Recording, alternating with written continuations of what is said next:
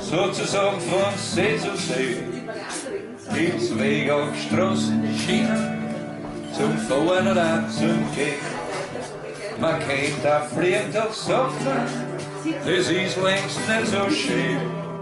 Wie gemütlich die dann Schlafopfer von der ÖBB. Es lebe hoch die Bundesbahn, die fährt überall hin. Elektrisch und mit Diesel und mit Dampfers-Nostalgie. Ob es bringt eine Stützung oder gar als ICE, fährt er unser schönes Österreich überall ÖBB. Südbahn, Westbahn, Ostbahn und die Nordbahn, die haben sich in Wien jetzt zusammengelegt zu einem Bahnhof allein. Was du am falschen Bahnsteig stehst, musst du oft ziemlich weit gehen.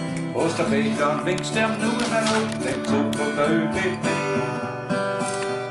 Meine allerliebste Strecke, die führt durchs Irrlaubtal, durch Wiesen, Breit und Blumen, durch Schluchten, Eng und Schmal.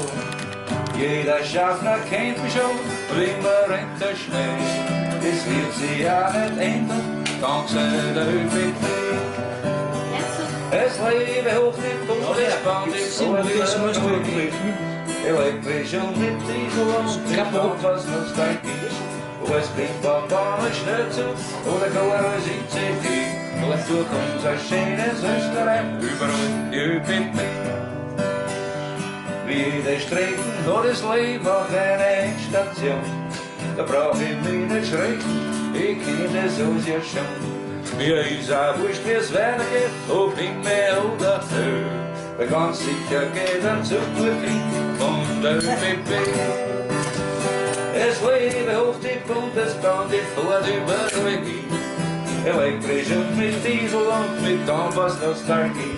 Ob es mit Ballbahn schnell zu oder gar als ICE. Fährt durch unser schönes Österreich, überall die ÖBB. Endstation Eckquote, alles aussteigen.